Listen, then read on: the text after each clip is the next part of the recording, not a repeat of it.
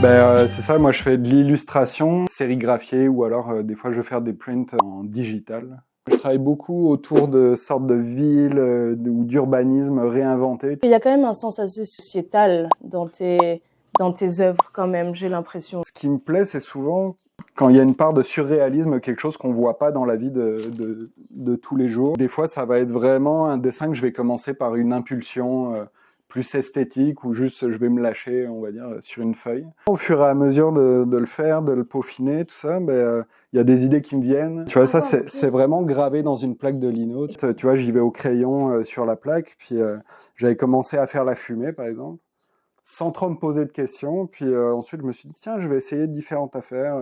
Puis à un moment donné, je me suis arrêté sur le chat parce que je trouvais que ça me parlait. C'est ça que j'aime, c'est quand il y a une part de poésie, puis qu'on peut se faire différentes interprétations ou que ça va nous parler. Tu fais des collaborations de temps en temps? Tu travailles avec d'autres artistes et vous faites un truc commun ou tu préfères quand même travailler sur tes œuvres?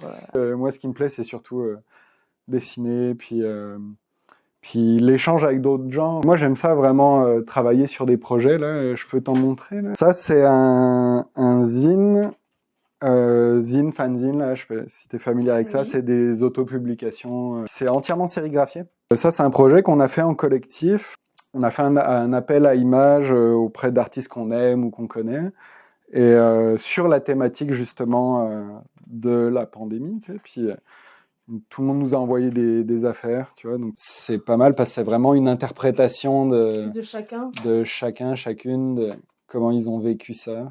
Et ça, c'est une illustration collective qu'on a fait à 5 membres du collectif. Là, j'ai fait participer quand même pas mal de monde. J'ai lancé l'idée là sur les réseaux sociaux. J'ai montré une esquisse d'une plante avec quelques cabanes, un poisson volant, puis dans une tasse et tout, puis avec une bibliothèque derrière, sans qu'il y ait tous ces détails.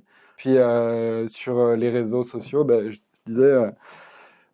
faut faire vivre tout ça, donnez-moi des idées, puis moi je vais tout mettre. Pour moi, c'est un peu un monde intérieur, tu vois, mon petit monde. Je veux aussi faire participer mon petit monde extérieur pour y inclure une sorte d'imaginaire collectif. À quel moment tu as décidé de faire ça de ton métier?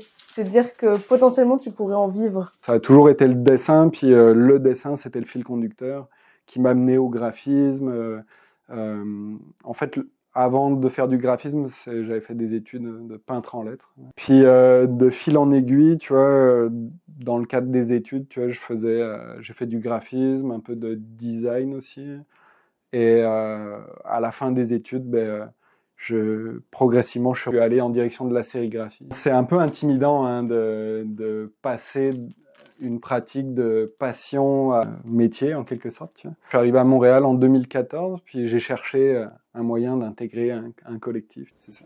Et pourquoi t'es venu à Montréal? T'es pas resté en France pour développer ton art? Moi, j'avais le goût de voyager, mais un peu différemment, tu sais, de pas forcément traverser, puis juste voir des places touristiques, et puis repartir. Je suis venu initialement pour 1 an, puis à la moitié déjà du voyage, j'étais dans une dynamique constructive, tu sais, le fait de se réinventer aussi, de peut-être plus en concordance avec mes valeurs du moment. C'est comme ça que j'ai un peu pris racine, puis après, au fil des activités, des rencontres, etc., j'envisageais plus bouger d'ici, quoi. Moi, ça fait des années que j'ai appris. J'étais un peu sensibilisé à ça parce qu'à l'école, il y avait on partageait certains cours avec d'autres élèves qui étaient en sérigraphie, justement. Comme c'est du digital art que je fais, ça me permet de sortir de l'écran, puis de réconcilier avec la matière. Puis on prépare nos encres.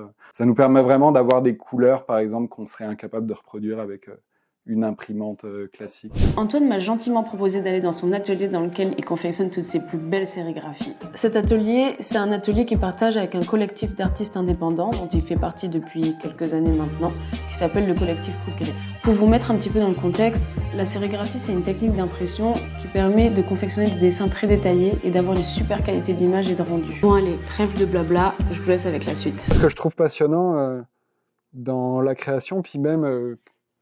presque vital, là, c'est de continuer à être dans un rapport créatif, puis de continuer à être dans la recherche de sens. Les fois où j'ai travaillé en salariat, tu sais, y a toujours un moment, j'ai l'impression que je meurs, quoi.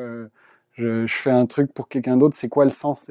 Tandis que là, à chaque création, il va y avoir un sens que je vais appuyer, un sens autant qui va me permettre peut-être d'évoluer personnellement ou de faire évoluer des idées. Je trouve que c'est très subjectif l'appréciation de l'art en général. Puis, ce que je me suis rendu compte, c'est dans ce que je produis, par exemple, je vois la réaction des gens quand ils regardent ce que je fais. Puis, je me suis vite rendu compte que des gens vont être plus attirés par telles affaires, d'autres par telle autre affaire. Puis, ça va dépendre de leur goût, mais aussi de leur parcours, de qu'est-ce que ça leur évoque. Par moment, l'interprétation que je me suis fait de ma création, dans ma démarche, elle va être différente de l'interprétation que la personne va s'en faire. Puis c'est là où justement j'aime jouer sur certains aspects plus poétiques de la création qu'on peut retrouver aussi notamment dans le surréalisme par exemple, où